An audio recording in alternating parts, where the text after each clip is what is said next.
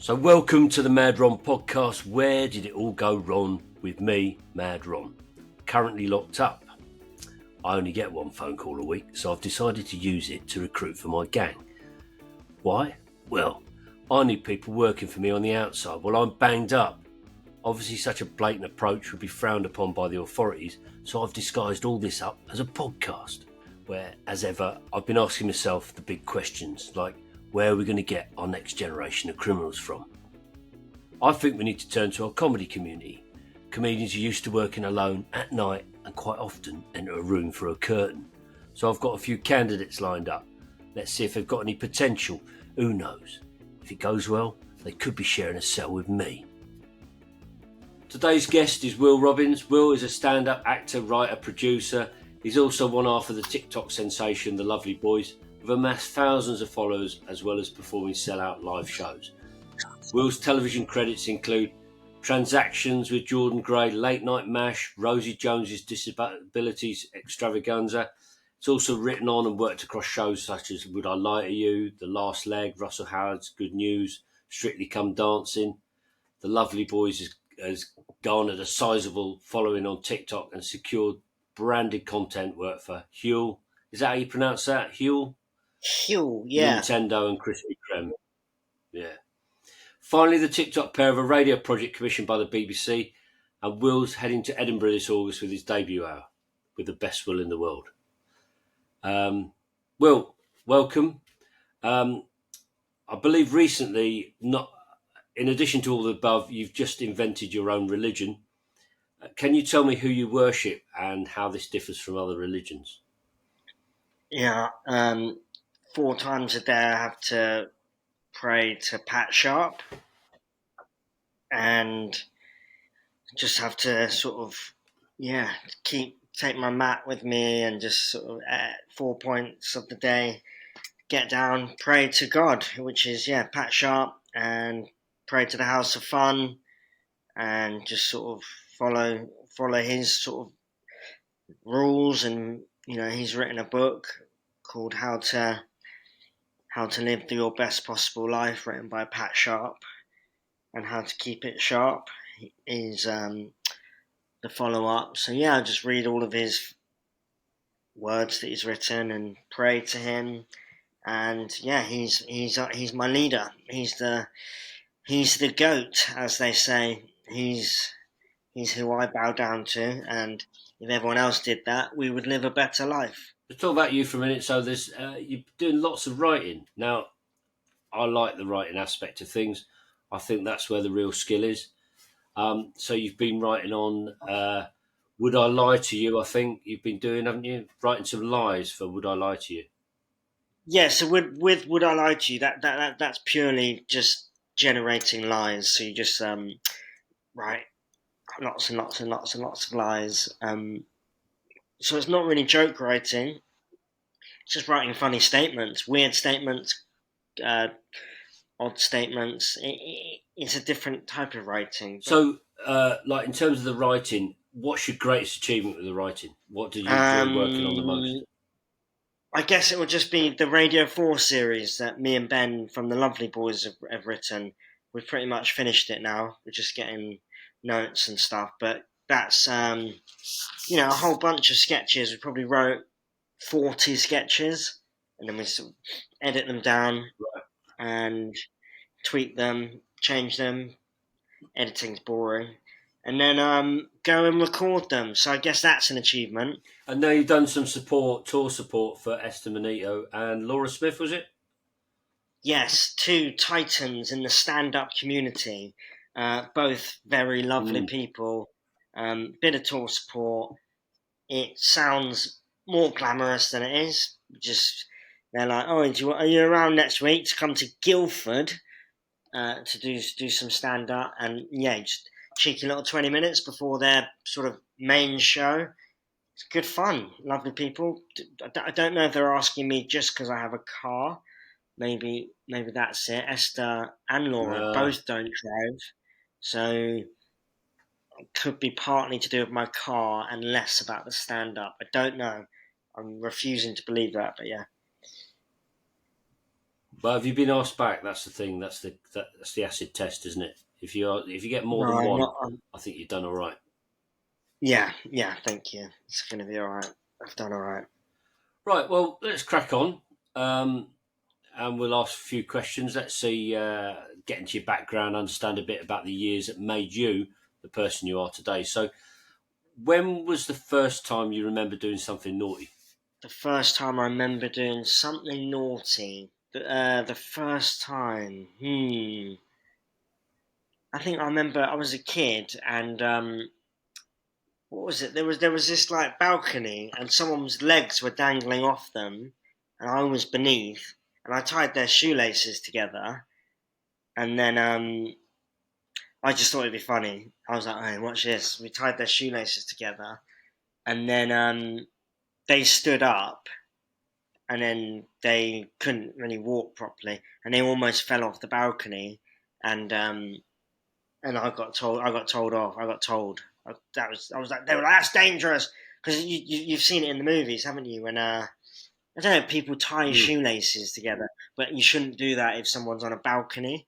That's because there was not really a proper handrail.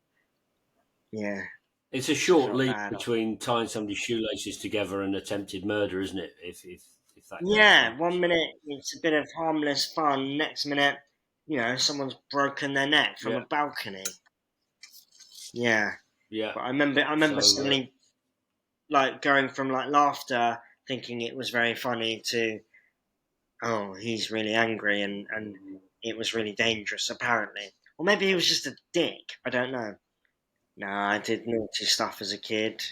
It's just I put my brother's teddy bear in the oven because it was pissing me off. right, what happened to that? Did it burn? Yeah, it burnt a bit, and it was his favourite teddy, and it was like a running joke, funny for me, not for him. If he annoyed me, I would do something to that particular teddy. So the teddy would go in the freezer. It would go behind the sofa. It would go. It would just go walkabouts. It would disappear. But then one time I put it in the oven, and it wasn't great. It sort of just. It was a cheap sort of synthetic, fluffy thing, and it kind of shrunk a bit. It went all weird and kind of yeah, my mum smelt it out quite quickly, but it was never the same. My brother couldn't couldn't love it after it came out of the oven. He found it hard to love it again.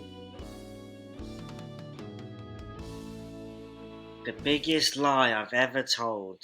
Wow, you really are going deep, aren't you?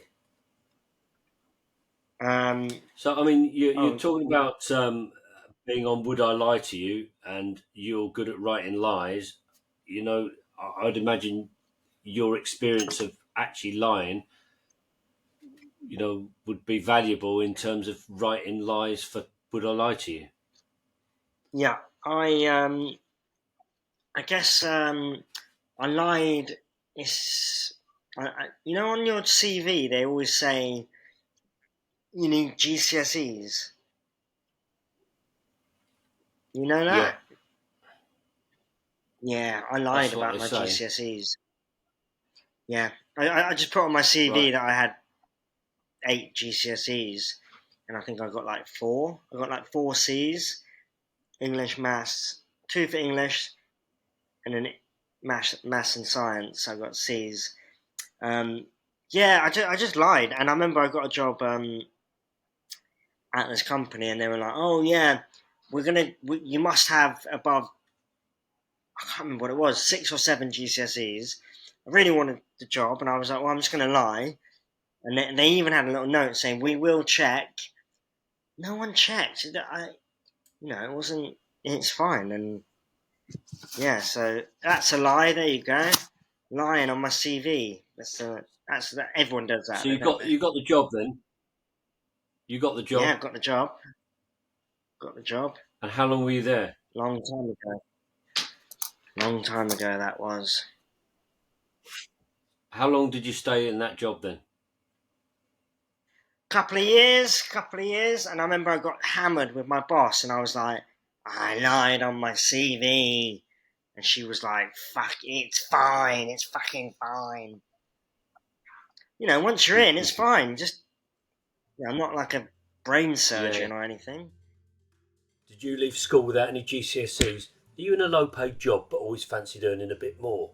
Maybe you've got enough money but want to do something more complicated but can't be asked to learn anything. We can help.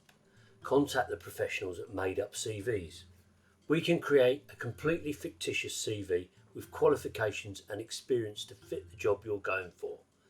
Only got 2 GCSEs and want a job designing jet engines at Rolls-Royce? No problem.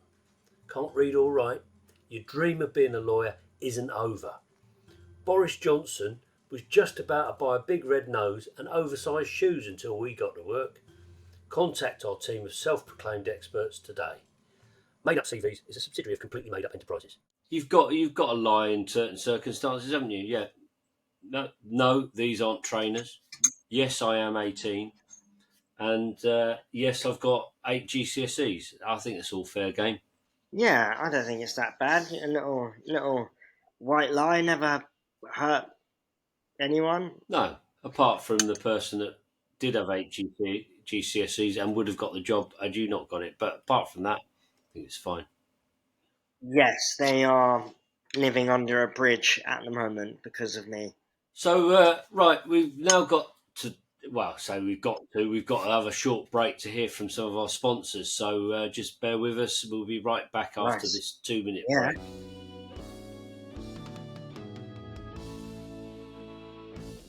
If you need a new TV, then you need a dodgy knee. Call Injuries Direct.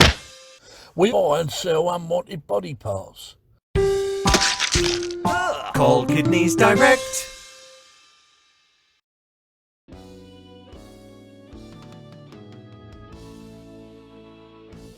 So welcome back to Where Did It All Go Wrong with me, Mad Ron. All of that stuff that's just been advertised to you sounds like a bunch of old toss, really, doesn't it? I wouldn't bother buying it. But if you just join us, I'm currently banged up with an HMP nettle bed and using my one weekly phone call to recruit comedians to help me out on the outside and packaging it up as a podcast to try and get away with it. Today's guest is Will Robbins. Let's return to some of the questions, Will. So you're invited on to Pro Celebrity Robbery as the pro criminal. Who would be your ideal celebrity accomplice? Do you know Lorraine Kelly? Yes, I'd like her I to be do. my And that would be accomplice. your accomplice. Yes, And please. so why would you pick Lorraine Kelly? I just think she's met a lot of different types of people. She's confident. She's got a lovely accent. She's Scottish, which normally means they're quite strong, I think. I just think she'd be solid, and I think she'll be willing to go down for me, and I think she wouldn't be a snitch. So in She's a terms of good the person. skills of actually doing the robbery, what would she bring to it? I heard she's got quite a vast selection of sort of tools, window breaking tools where you can cut a circle out of a window. I think in showbiz circles, I think people say that Lorraine Kelly's got one of those machines, and Right. I think she's got a sledgehammer as well, which people have spoken about at various showbiz parties. So maybe she could bring the sledgehammer and the window cutter, um, which will cover a few different things for the burglary. And so, like, you're going off with Lorraine Kelly, going off to do a robbery, and you decide that you're going to rob a celebrity. Which celebrity would you most like to burgle?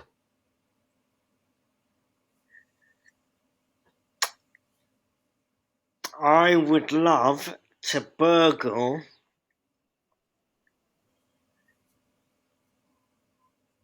Jeremy Clarkson's farm. Right. And what would you nick from there then? I'd take a massive combine harvester because they're very expensive. Quite hard to steal and incredibly slow to get away in it. It'd be very noisy and very slow. But if Lorraine Kelly could maybe use the sledgehammer to hurt Jeremy Clarkson, so maybe he can't walk anymore, so just do smash his kneecaps essentially, or his feet with the sledgehammer. He wouldn't be able to chase us, so she could do that. I'll start the combine harvester, and then drive away, and then she could probably run faster than the combine harvester. She could then get on the back of that, and we could just slowly zoom off into the sunset whilst ploughing a field like that. And then eventually we would sell it. We'd drive up north and sell it somewhere. Right. Okay. Yeah, I'm sure you could thresh out a deal. Right. So if you were going to go and do one of these crimes with Lorraine Kelly, for example, what would you leave at the scene of the crime as your calling card?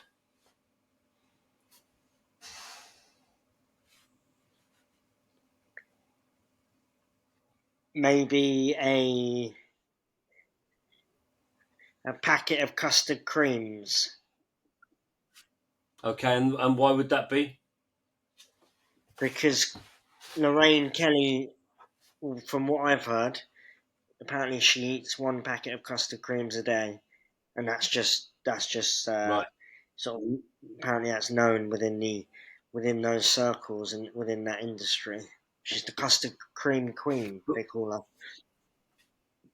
But wouldn't that just kind of put the focus on her and like lead the police to her, to Lorraine Kelly as the potential perpetrator of the crime? It's one of those things. It's like like the people would know, but there's no proof.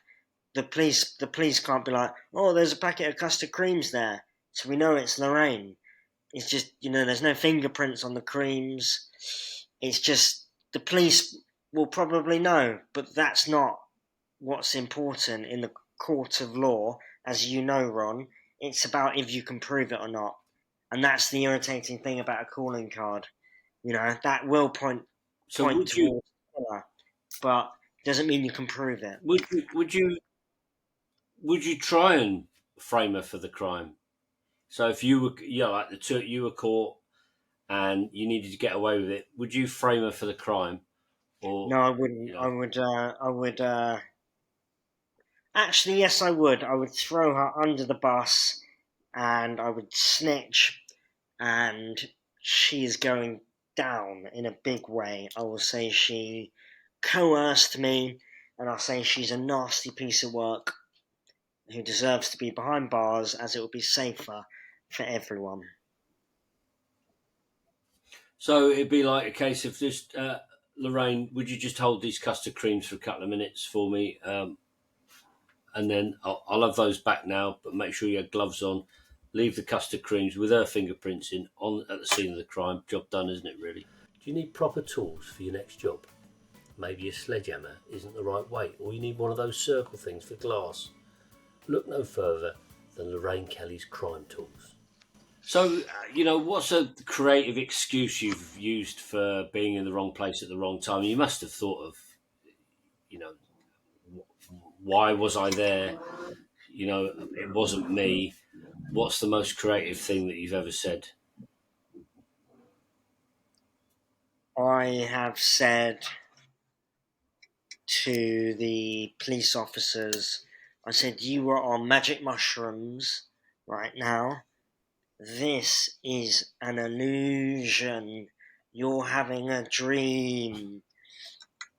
And then I would do a special dance, and I'd do the magic mushroom dance, and then that would put the policeman in a trance, and then once they're in a trance, I would slowly back off, back away into the sunset until I was long gone, and they would be stuck in a trance for days sometimes.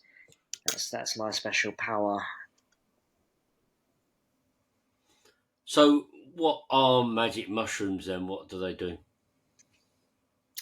They are something that grows out of the ground, and if you eat them, it does some sort of chemical reaction in your brain that makes you see slightly different things to what is really there, and it changes colours, and it can make you feel great, and if you do too many, it might make you not feel great.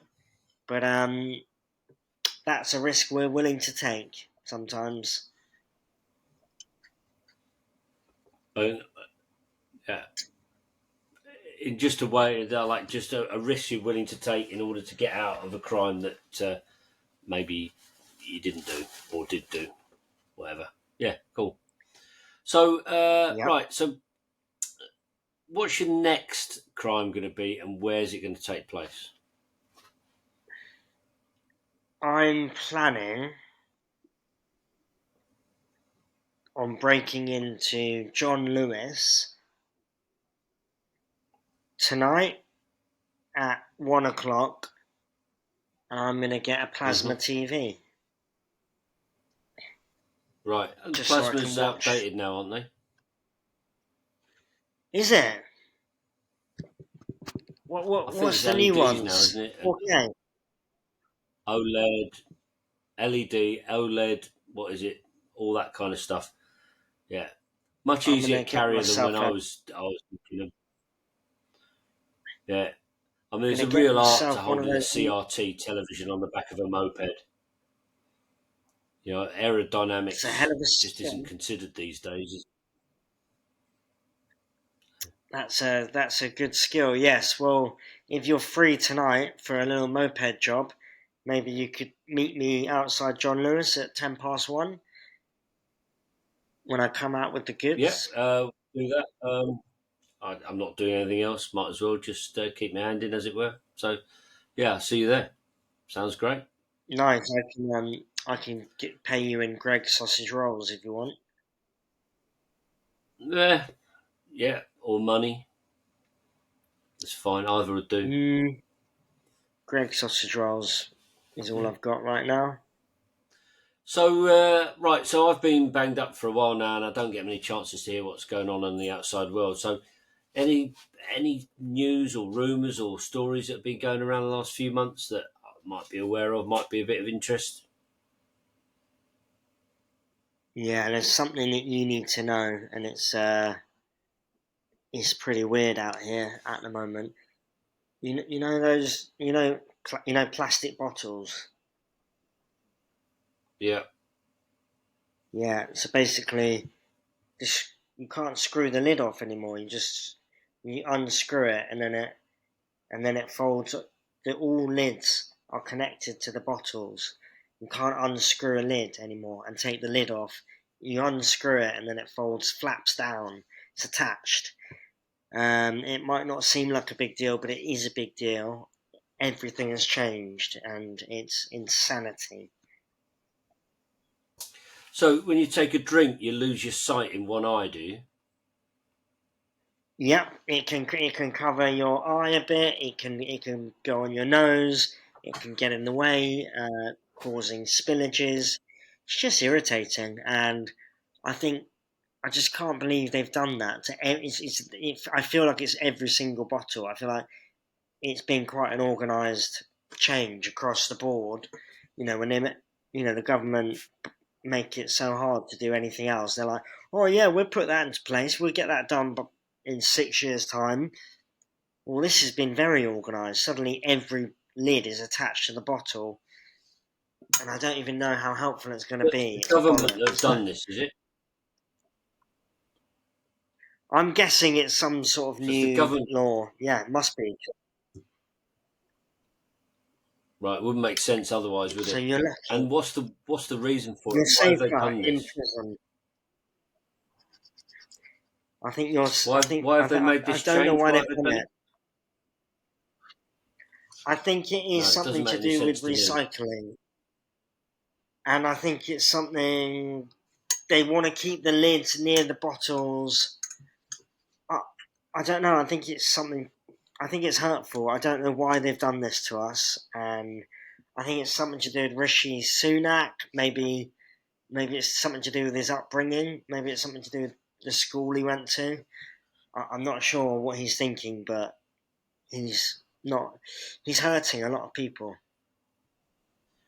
Well, Yeah. thanks very much, Will Robbins. It's been a very interesting chat, and I'll get back to you if you've made it into the next stage. So I'll send you a sign. Keep your eye out for a pigeon with 3 legs, and when you see that, then you'll know that I want to get in contact with you again. So thanks very much, Will Robbins. Anything else Lovely. you want to sort of say in terms of what's coming up, advertising, Edinburgh show? Do you want to talk about that? I just want to say, free Ron. He didn't do it. Those people died weren't because of Ron. Free Ron.